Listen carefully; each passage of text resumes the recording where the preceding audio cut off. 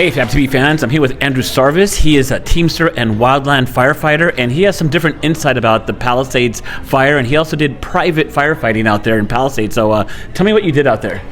Well, I own a company, West Coast Water Tenders. We work for the U.S. Forest Service, CAL FIRE, and we contract out for private individuals as firefighters.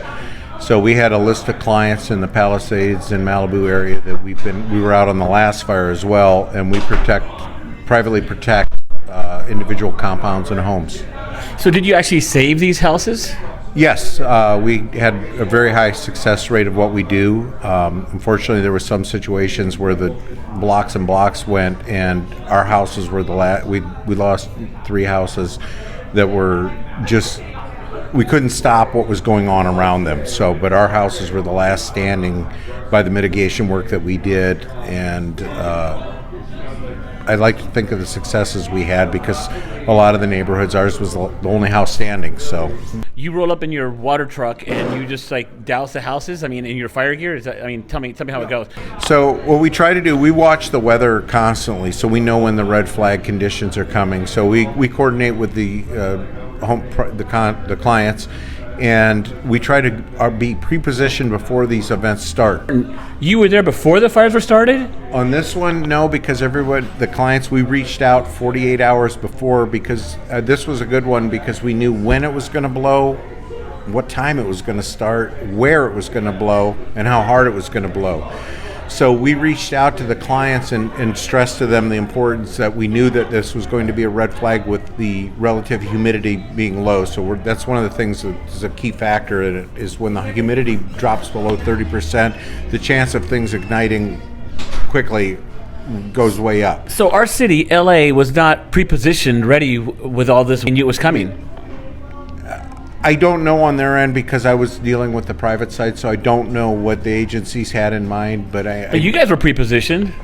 We had a few rigs out, pre-positioned and ready to go, and we were geared up in case something did happen. Wow. How was it out there? I got some of the footage that we're seeing right here, right now, and how was it out there seeing all this fire? Did you have to constantly move? We were on the move. One of the things we didn't anticipate, I'm usually in a wildland, I'm usually in the hills somewhere or at a fire or a heli spot dealing with helicopters. So for us on this one, with the amount of damage that was going on with all these neighborhoods going up, it was a whole new area for us. But one of the things, and I've heard it from the agencies as well, with the EV cars and the Tesla walls in these houses, it was making the fire behavior even more extreme, because then you had now these EV explosions going off and the air was so toxic. We couldn't stay anywhere too long because you just couldn't breathe. It wasn't the normal just wood smoke. It was all the toxic chemicals from all these, EV vehicles going up.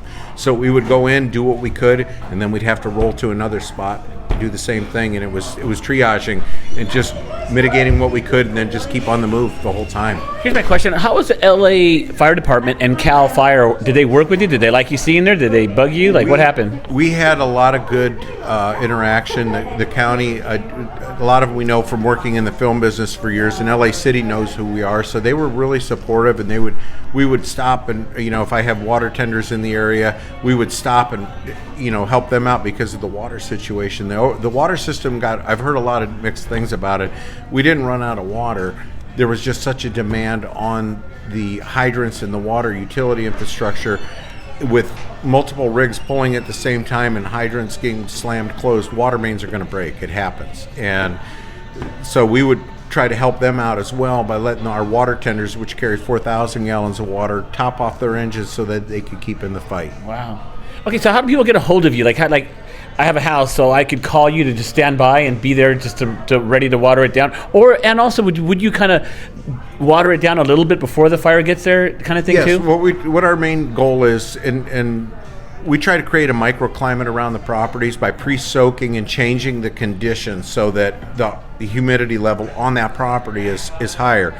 So it gives us a better fighting chance. So if embers do start landing on there, a lot of them will go out, but if they do start a fire, it's going to be minimal because of the amount of water we're getting on the property, and also pre-treating with different types of fire retardants and water enhancers. Yeah. So we're trying to be proactive so that if the fire does get there, we've already created a different environment in that little area, And we know this works from past experience.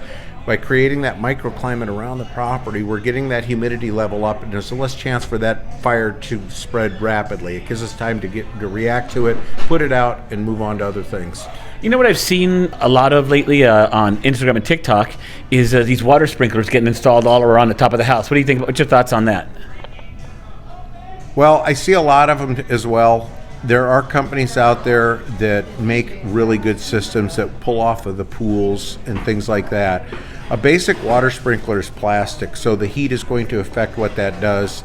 And if it's pulling off of, like this fire, they were pulling off of the main, Water utility supply, yeah. water supply system and not off of the pools. So what was happening is they had no water and they didn't work. That happened to my brother's house in Altadena. They ran out of water. So Exactly. So there's systems, and you got to be careful that everybody and their brother, anybody can go out and buy PVC and make one, but there are companies out there that do really professional installs. They're clean, they function. copper. And also the type of pumps they're using. A lot of people years ago when we had big fires, they went out and everybody bought a pool pump. Well, the average person doesn't know that you need to service that pump manually, and that's part of the service we do with these clients.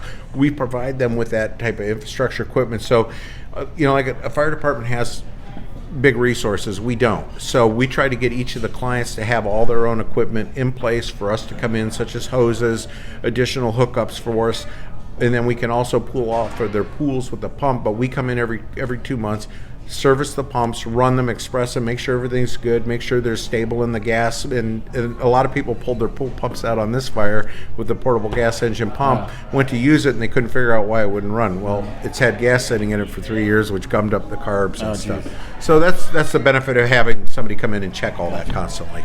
Well, hey, thank you for all the information. Now we know about private firefighting and your services.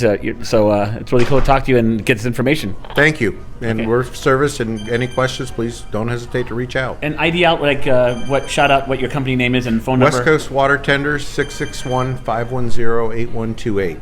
And we can come out and do an eval for you, check out your property, point out any things we say safe that are unsafe, for your own benefit, and help educate you so that you can protect yourself. Cool. All right. Thank you, Andrew. Thanks for being on FabTV and telling us all about it. Thank you. Thank you.